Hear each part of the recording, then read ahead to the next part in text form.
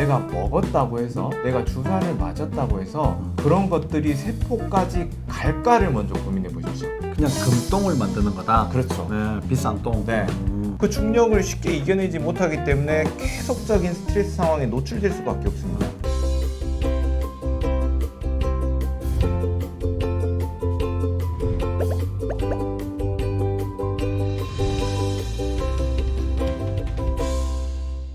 안녕하십니까. 아프지 마셔의 닥터존스 김준영입니다. 안녕하십니까. 아프지 마시의 닥터존스 조준호입니다. 네, 저희가 요 이전 편에는 면역을 조금 더 향상시킬 수 있는 네. 우리가 할 수 있는 방법, 뭐 음식, 먹거리, 뭐 이런 것들 좀 조심을 해야 장이 좋아지고, 장이 좋아져야 점막이 좋아지고, 그래야 코로나를 쉽게 이겨낼 수 있는 면역이 키워진다. 네네. 이렇게 이제 얘기를 했었는데, 사실 뭐 이런 얘기는 너무 흔한 얘기지 않습니까? 네네. 그런 흔한 얘기는 1편에 가셔가지고 꼭 보시고, 지금 2편에는 다른 곳에서 얘기하지 않는, 네. 뭐 자율신경이라고 하면은 그냥 좀 이렇게 막연하게 허황된 얘기 같긴 하지만, 이걸 이제 과학적인 기전을 하나하나 좀 살펴보도록 하면 좋을 것 같습니다. 네네.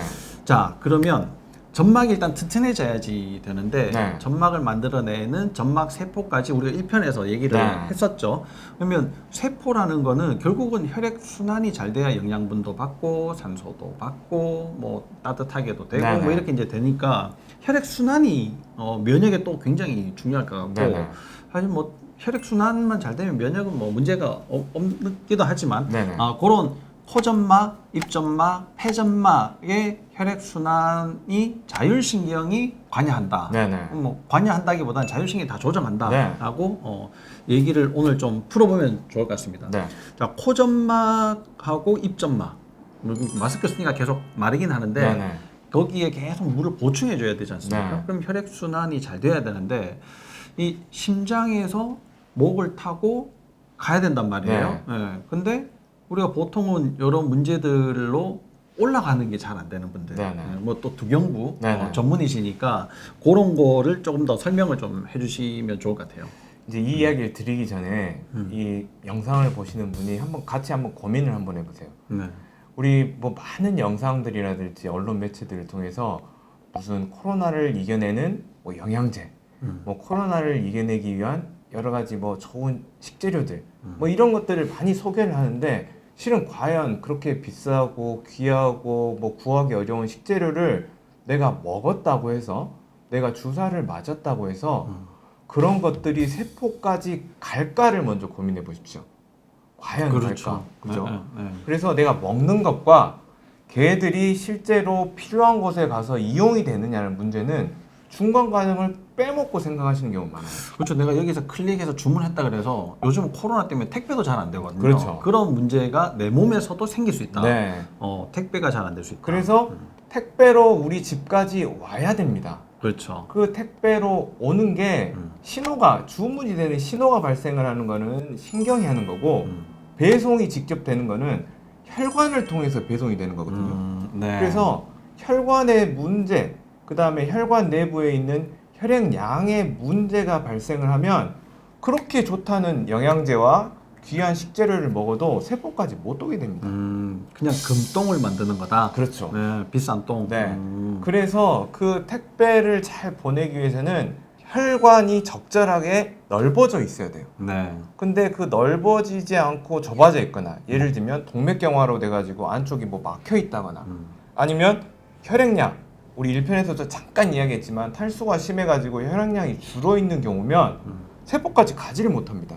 근데 우리 보통은 항히스타민제 같은 거 콧물 네. 나거나 뭐 이게 뭐 알레르기 비염이나 네네. 뭐 이런 것들이 있을 때 그런 약을 먹거나 아니면 코 안에 이제 뿌리거나 네네. 뭐 이렇게 하잖아요. 그럼 넓어져 있으면 좋은 게 아니잖아요. 그렇죠. 네. 근데 그렇게 넓어진 이유가 뭐냐면 그쪽에 면역 반응들을 해결하기 위해서 넓어져 있는 거예요. 뭔가 원인이 있어서 네. 해결하려고 네. 우리 몸이 반응한 거다. 네, 그런데 우리가 이제 너무나 이런 화학 약품들이 발달하다 보니까 당장에 그런 증상들이 너무 힘들기 때문에 약을 먹으면 그 히스타민이란 물질이 그 염증들을 해결하기 위해서 나와서 그 우리 수분을 잡고 있는 거거든요. 네. 그래서 우리 두드러기가 나면 이렇게 볼록볼록 튀어나온 이유가 염증을 해결하기 위해서 히스타민 물을 잡고 있기 때문에 그런데 그걸 항히스타민제를 먹으면 풀어버립니다. 네. 그래서 우리 보통 콧물약 먹으면 바짝 마른 느낌 들잖아요. 그렇죠. 그게 다 빼버려서 그렇거든요. 그래서 일단은 그런 약물이 당장에는 도움이 될 수는 있지만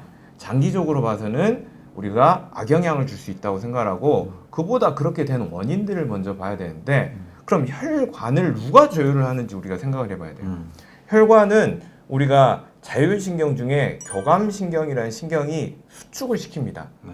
그리고 교감신경이 약간 흥분도를 줄이면 다시 정상 범위로 넓어지게 되는 거죠. 그래서 교감신경이 흥분되는 상황들이 자꾸 반복이 되면 혈관은 좁아지게 됩니다. 그래서 혈관이 좁아지면 그 해당 세포까지 갈 수가 없는 거죠. 예를 들면 지금 혈관에서는 뭐 코로나가 됐든지 뭔가 바이러스가 됐든지 돼가지고 염증 불이 났어요. 불이 나면 불을 끄려고 소방차가 지금 진입을 해야 되는데 너무 길목이 좁은 거야. 그렇죠. 막 이 갓길에 막 차를 네, 세워놓고, 차 세워놓고 뭐, 골목에다가 너무 막 좁고. 들어갈 수가 없어요.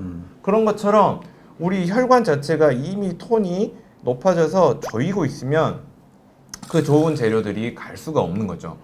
네. 그럼 보통 교감신경은 스트레스와 관련이 되는 그렇죠. 신경이지 않습니까? 네. 내가 스트레스를 받으면 뭐 화가 나거나 뭐 짜증이 나거나 이럴 때 교감신경이 확 올라가게 되는데 네네. 그때 좁아질 수 있다. 그렇죠. 근데 스트레스는 보통 누구한테 욕을 먹거나 아. 내가 너무 이제 뭐 짜증이 나는 일이 있거나 화가 나거나 이럴 때를 이제 우리가 보통 스트레스라고 얘기하지만 일반적인 스트레스 이외에도 잠을 잘 못 자요. 네네. 뭐 어디가 뭐 배가 아파요, 뭐 어디가 아파요, 소화가 잘 안 돼요. 뭐 이런 여러 가지 것들이 그렇죠. 다 스트레스로 작용이 되지 않습니까? 네네. 근데 코 점막, 뭐 입이나 뭐 폐 점막 이런 곳에 스트레스는 관여되는 게 이 일자목이죠. 그렇죠. 목이 네, 목이 네. 엄청 강하게 또 작용을 하지 네, 않습니까? 네, 네. 물론 뭐 그 부위에만 작용하는 건 아니지만 심장에서 목을 타고 코로 혈액순환을 가야 되고 네, 네. 그렇죠?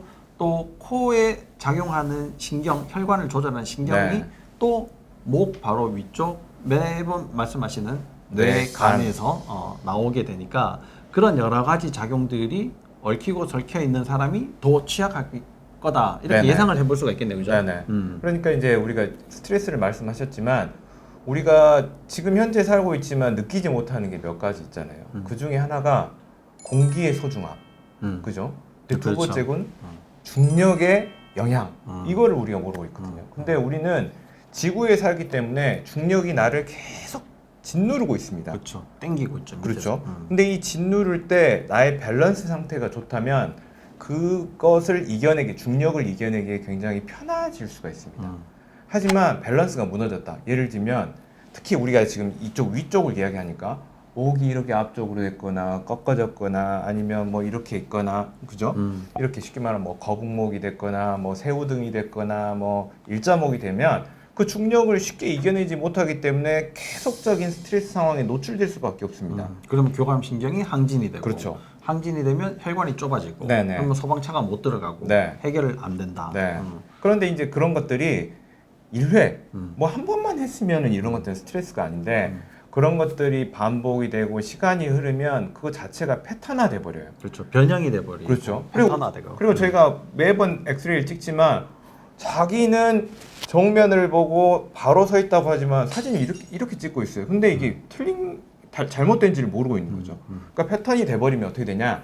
세팅값이 변하게 됩니다. 즉, 우리 교감신경이 이 정도만 활성화돼야 되는데 지속적으로 높게 활성화되기 때문에 우리 몸으로 가는 혈관들이 대부분 수축을 하게 되는 거죠. 수축을 하게 되니까 보통 이제 수축하게 되면 혈액이 잘 안 돌겠죠. 그래서 그런 분들이 대부분이 손발이 차고, 그렇죠. 그죠? 추위를 많이 타게 되고, 뭐 이렇게 식은땀이 좀 잘 나고, 이런 증상들이 생길 수 있어요. 특히 코나 목 이쪽은 상부, 목 위쪽에 영향을 많이 받는데 이 위쪽의 영향은 어느 부분하고 합쳐지냐? 3차 신경이란 부분하고 합쳐집니다. 그 3차 신경이 뭐를 하는 곳이냐? 얼굴의 근육을 담당하는데 특히 저작근, 이 씹는 근육을 담당을 하고요. 얼굴의 감각을 담당합니다. 그래서 3차 신경에서의 신호가 과도하게 들어오면서 목 자체가 안 좋으면 그 출력값들은 교감신경을 더욱더 흥분을 시킬 수가 있거든요. 그럼 이제 3차 신경이 그럼 흥분될 수 있는 상황이 뭐가 있냐? 교합이 안 좋으신 분들, 또 턱이 안 좋으신 분들. 그래서 예를 들면은 뭐 그 자꾸 뭐 딱딱한 거를 씹어가지고 이 입이 삐뚤어지거나 아니면 뭐 이러신 분들 있죠. 막 손톱 물어뜯거나 막 입술 물어뜯거나 이런 분들. 이런 분들이면 굉장히 이쪽이 항진이 돼 있고요. 두 번째로는 이제 얼굴에 뭐 흉터가 좀 많다거나 예를 들면 이제 미용적인 시술들, 예를 들면 뭐 실을 리프팅을 걸어가지고 계속적으로 당기고 있다면 계속 당기고 있으면 이건 나는 못 느끼지만 몸에서는 계속 신호가 나오는 거거든요. 그렇죠. 그게 일자목하고 합쳐지면 교감신경을 계속 수축을 시키면서 코, 목, 기관지 점막들로 가는 혈액순환을 낮춰가지고 부족하게 만들어서 염증이 취약하게 만들 수밖에 없는 거죠. 아, 이거 오늘 얘기를 들어보니까 이게 코로나도 코로나지만 우리가 다음에는 3차 신경통에 네네. 대해서도 좀 얘기를 해보면 참 좋을 것 같다 이런 네네. 생각이 드네요. 네.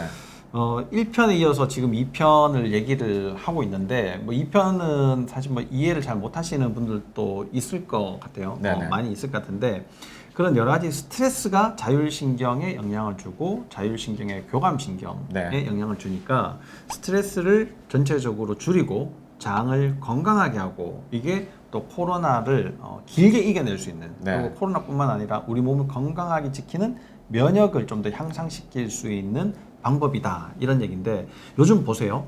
뭐 집에 일찍 가야 되니까 네. 야식 시켜 먹지 않습니까? 그죠. 그럼 야식이 다 별로 좋지 않은 음식이잖아요. 그렇죠. 그러니까 그럼 먹고 나면 또 속이 안 좋아. 또 맨날 집에 있으니까 또 우울하단 말이에요. 그렇죠. 그게 또 스트레스가 되고 그렇습니다. 매 애들하고 지내기 얼마나 힘들어요. 엄마도 스트레스, 아빠도 스트레스, 스트레스가 많은 상황인데 여러분들이 몸을 조금 더 잘 챙기신다면 이런 스트레스들도 쉽게 극복하고 또 코로나도 언젠가는 우리가 우리의 면역으로 이겨낼 수 있는 날이 오지 않을까라고 생각을 해봅니다. 이 얘기들을 자세하게 하려면 뭐 상당히 긴 얘기들이지만 부분적으로 요약을 좀 해서 네. 오늘 말씀을 드렸는데 이런 얘기들을 여러분들한테 계속 전해줄 수 있는 그런 좋은 시간들을 가지면 좋겠습니다. 여러분들이 반드시 구독 좋아요. 꾹 눌러주세요.